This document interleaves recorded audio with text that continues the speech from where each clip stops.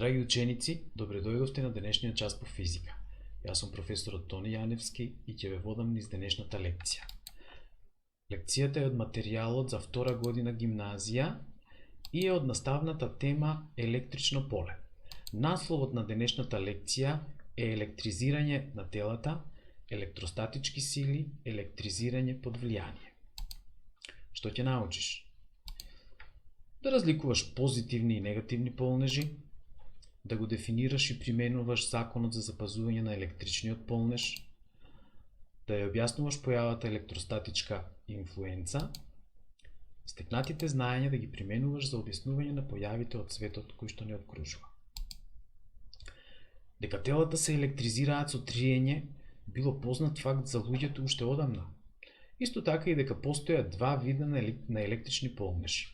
Во кратките видеа кои што ќе ги погледнеме, ќе се запознаеме со два начина на електризирање на телата. Постои уште еден начин, но за него ќе зборуваме подоцна. На првото видео се гледа прачка од дебонит протриена со волнена крпа, како го електризира електроскопот кога ќе го допре. Инаку да се потсетиме, електроскоп беше уред кој што ни служеше за детектирање на електричниот полнеж. На второто видео е представено експеримент кој речиси секој од вас го има изведено. Кога добро ќе протриеме ленјир од парче ткаенина или од коса, тој се електризира. Дека на вистина е електризиран, го потврдува фактот што кога ќе го доближиме до ситни парчиња хартија, ги привлекува. Што е тоа електричен полнеж? Одговорот на оваа прашање воопшто не е едноставен. Тајната лежи во градбата на самиот атом, односно во неговата структура. Според вашите предзнаења, кои што ги имате во врска со структурата на атомот, знаете дека тој е составен од атомско јадро, кое што е позитивно наелектризирано, и атомска обвивка, која што е негативно наелектризирана. Во склопот на атомското јадро се наоѓаат два типа на честички, и тоа протони, кои што тука се означени со црвена боја и се позитивно наелектризирани, и неутрони, кои што се означени со сина боја и се електронеутрални. Така го добили своето име.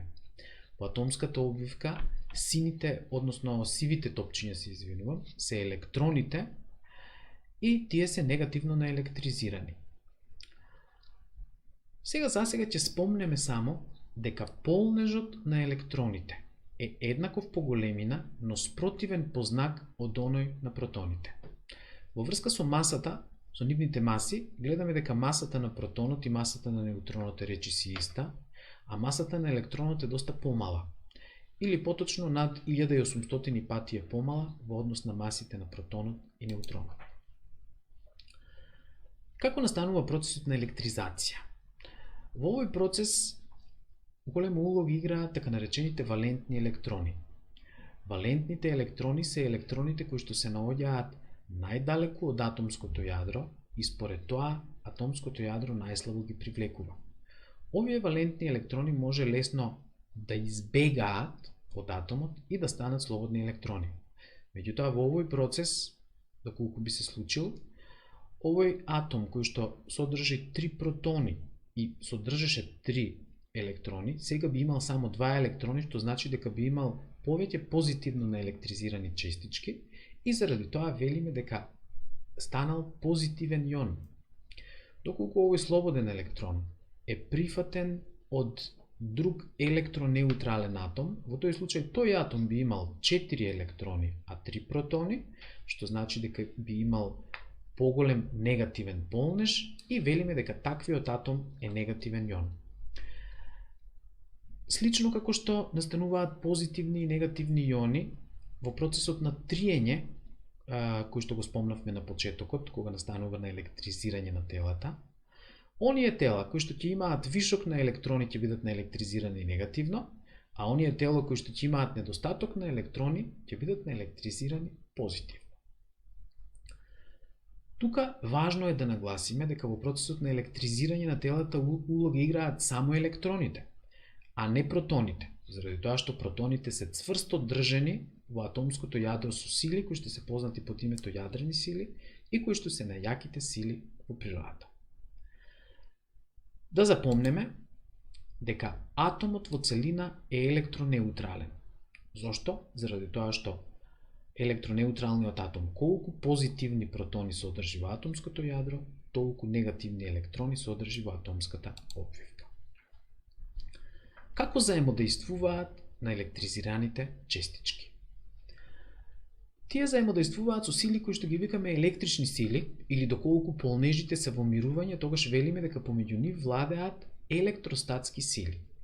Електричните сили се еден од 4 фундаментални типови на сили кои што се јавуваат во природата.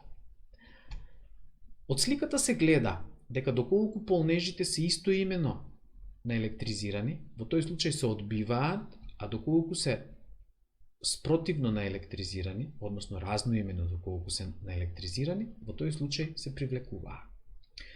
Физичката големина електричен полнеж се означува со големата латинска буква Q. Нејзината мерна единица е кулон, ознака С, а името го добила во чест на францускиот физичар Шарл Агустен Кулон.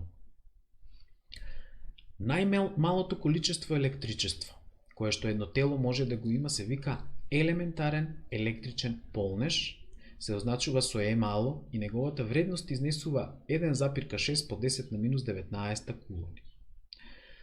Тука ќе напоменеме дека полнежот на протонот и на електронот по големина е еднаков на елементарниот електричен полнеж. Односно, протонот носи полнеж е плюс 1,6 по 10 на минус 19 кулони, а електронот би носел полнеж минус 1,6 по 10 на минус 19 кулони. Според ова следи дека полнежот на било кое тело би бил цел број пати од елементарниот електричен полнеж, односно Q би било плюс минус N по E, каде што N е цел број. Во видеото кое што го погледнавме со електризирање на електроскоп со помош на ебонитна прачка, ебонитната прачка најпрвен ја протривме од една волнена крпа. Во тој процес на електризирање на прачката, дел од електроните од крпата преминуваат во прачката и заради тоа таа се електризира негативно. Тоа значи дека крпата ќе остане со недостаток на електрони и поради тоа ќе се наелектризира позитивно и тоа со полнеж кој е еднаков по големина, но спротивен по знак од оној на прачката. Доколку крпата и прачката ги разгледувавме како еден изолиран систем, во тој случај, во тој систем полнежите само преминуваат, односно се прераспределуваат од едно во друго тело, а вкупниот полнеж во самиот систем останува непроменет. Тоа е суштината на законот за запазување на полнежите. Во наредниот пример кој што ќе го разгледаме, имаме два електроскопи од кои што едниот е наелектризиран, а другиот не е. Доколку главите на електроскопите ги поврземе со една метална прачка, ќе настане распределба на полнежите, при што двата електроскопи ќе бидат наелектризирани. Доколку постапката ја повториме со дрвена прачка, ќе видиме дека тоа нема да се случи. Тоа значи дека постојат материјали низ кои што можно е движењето на наелектризирани честички и таквите материјали се нарекуваат спроводници. Металите се типичен пример за спроводници.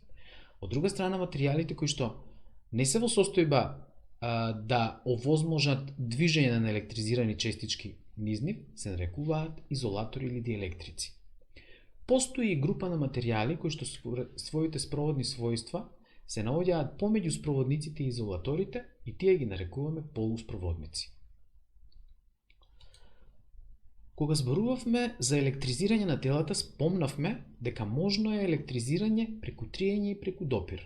Спомнавме дека има и трети вид. Да го погледнеме видеото. На оваа видео еден балон најпрвен се протрива од еден блузон и при тоа се електризира негативно. Така негативно наелектризираниот балон го приближуваме до еден ѕид, при што како што приметуваме електроните од ѕидот, бидејќи се јавува одбивна сила помеѓу електроните од балонот и оние од ѕидот, се повлекуваат, што значи дека овој дел од ѕидот кој што е поблиску до балонот останува наелектризиран позитивно. Доколку балонот го пуштиме слободно, во тој случај тој ќе се залепи за ѕидот од проста причина што тој е наелектризиран негативно, а ѕидот е позитивно наелектризиран. Во наредниот пример имаме една прачка која што е наелектризирана негативно и ја доближуваме до една метална топка која што се наоѓа на изолаторска основа. Кога ќе ја доближиме прачката до металната топка, електроните под дејство на одбивната сила ќе се повлечат во делот од топката кој што е најдалеку од металната прачка.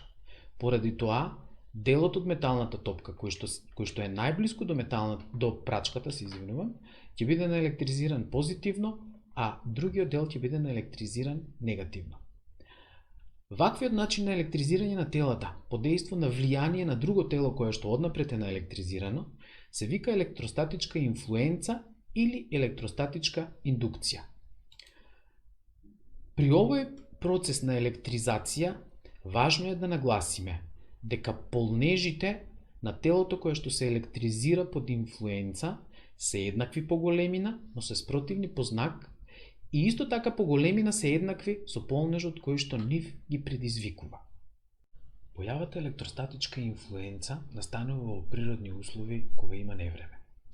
Негативно наелектризираните долни делови на облаците предизвикуваат земјината површина да се наелектризира позитивно.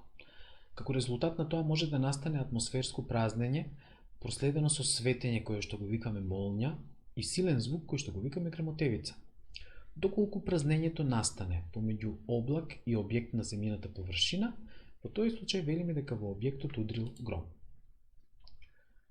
Се поставува прашање: дали е можно електризирање под влијание кај изолаторите? За таа цел ќе разгледаме еден експеримент. Стаклена прачка MM' е обесена на конец кој што е прицврстен на статив и прачката може слободно да ротира околу нејзината средина. До стаклената прачка се доближува на електризирана метална сфера А. Кога ќе ја доближиме металната сфера до прачката, прачката се поставува во радијален правец во однос на сферата. Тоа ни укажува на фактот дека помеѓу металната топка А и стаклената прачка действуваат електростатски сили. Тоа значи дека настанало електризирање на самата метална прачка. Стаклена прачка се извинува. Но како е тоа можно кога ние знаеме дека кај изолаторите речиси да нема слободни електрони кои што би можеле да ја предизвикаат таа електризација? Ова електризирање се објаснува со појавата електрична поларизација. Имено, кај најголем дел од молекулите на диелектриците, центарот на позитивниот и на негативниот полнеж се совпаѓа. Како резултат на тоа имаме неполаризирани атоми, односно молекули. Меѓутоа, под дејство на тело кое што е наелектризирано, можно е да настане разделување на центрите на позитивен и негативен полнеж и на таков начин молекулите, односно атомите од неполаризирани стануваат поларизирани. Така поларизираниот атом, односно молекул, го нарекуваме електричен дипол. Имено под електричен дипол се подразбира систем од два исти по големина, но разноимени полнежи кои што се поставени на релативно мало растојание. Беше се за денеска, а сега да видиме што научивме преку неколку активности. Два електронеутрални метални цилиндри А и Б, односно лименки, се допираат еден со друг поставени на изолаторски основи. Позитивно наелектризиран балон се носи во близина на едниот цилиндар, како на слика 1. Лименките се одделуваат додека балонот е во близина, слика 2. Откако балонот ќе се отстрани, лименките повторно се допираат, како на слика 3. Откако ќе се допрат повторно, лименката Б ќе биде наелектризирана. Позитивно, негативно, електронеутрална или не може да се определи. Точниот одговор е под В, односно електронеутрална. Објаснувањето е дека под дејство на балонот, лименките по пат на електростатичка инфлуенца се електризираат, при што поблиската лименка се електризира негативно, а подалечната, односно лименката Б, позитивно. Меѓутоа, кога ќе се отстрани балонот, бидејќи полнежите на лименката А и Б се еднакви по големина, но спротивни по знак, кога ќе се допрат, едноставно настанува разелектризација. Две електронеутрални метални топки А и Б се поставени на изолаторски основи и се допрени една до друга, како на сликата. Позитивно наелектризирана стаклена прачка се носи во близина на топката А, како што е прикажано. Кои од следните тврдења се точни? Имајте предвид дека можни се повеќе точни тврдења. Електрони преминуваат од стаклената прачка на топката А. Електрони преминуваат од стаклената прачка на топката Б. Електрони преминуваат од топката А на стаклената прачка. Електрони преминуваат од топката Б на стаклената прачка. Протони преминуваат од стаклената прачка на топката А. Протони преминуваат од топката А на стаклената прачка или ништо од горе наведеното. Доколку внимателно ги прочитате сите опции, ќе видите дека ништо од горе наведеното не е точно. И третата активност, позитивно наелектризиран балон се носи близу електронеутрална метална топка поставена на изолаторска основа.